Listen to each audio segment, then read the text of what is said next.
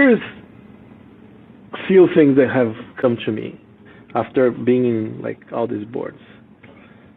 Boards that work have 5 to 8 people on the board.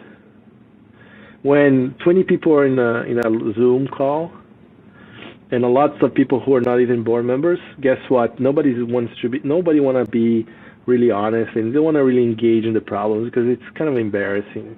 There's a social dynamic that prevents the board from working. That's an important one. My view, eliminate observers, have as few people as possible. Second, you have to use the CFO as I call the COO of the board. So they have to call each board member a week before, explain to them the results, gather thoughts, so that they force the board members to come prepared to the board meeting. And you don't waste time talking about results unless you have to. You focus on the key 3 to 4 strategic issues, which is the purpose of the board, right? All of this can only happen if the founders really want a board. I see a lot of what I call pro forma boards. The board is an opportunity for the entrepreneur to keep selling the board members who represent investors for future rounds. So it's almost the equivalent of a quarterly call in a public traded company.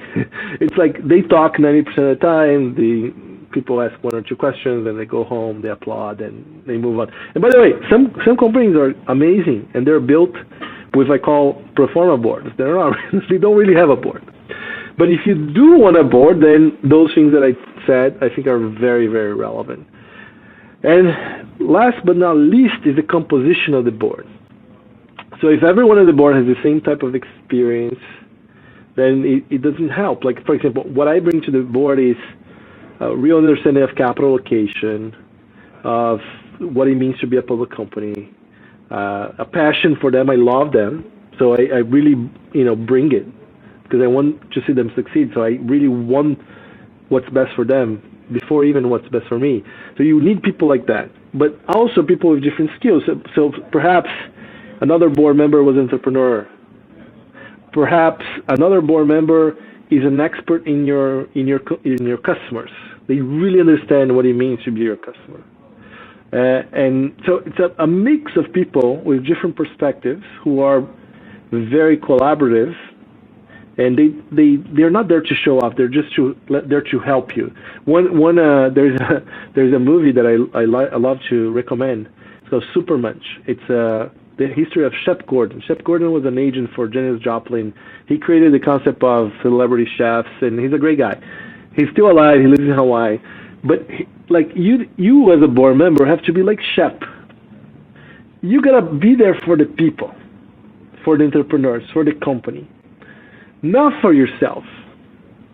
You have to be this person that connects everyone. You have to be always thinking about them and serving them.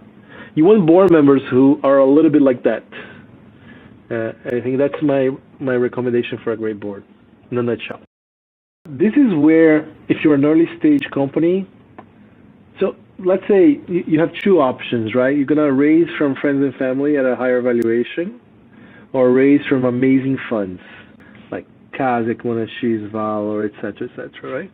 So who should you, and those funds are going to give you the money a little bit more expensive, a little lower valuation. But they're going to take a board seat and they're going to help you. So it's a no-brainer for you to get their capital. Not only for the signal effect for the future, but also because they will be more present with knowledge that is relevant for an early stage company. I really recommend people have boards. But let's say you did the thing where you were more scrappy, and as soon as you can, you need to invite really good entrepreneurs to your board. As soon as you can, you need to get the global expert in whatever you're trying to do to be on your board. Because those people will bring invaluable insights and will help you avoid basic mistakes, help you think through it. And you don't have to call it a board. You can call whatever you want, right? And it doesn't have to be everyone in the same meeting. It can be one-on-ones. But you need people to bounce ideas with. Being an entrepreneur is a very lonely job. Any job that you're leading a lot of people ends up being very lonely at the end of the day. So you need someone where you can be honest, you can be open, you can exchange ideas so that you can course correct.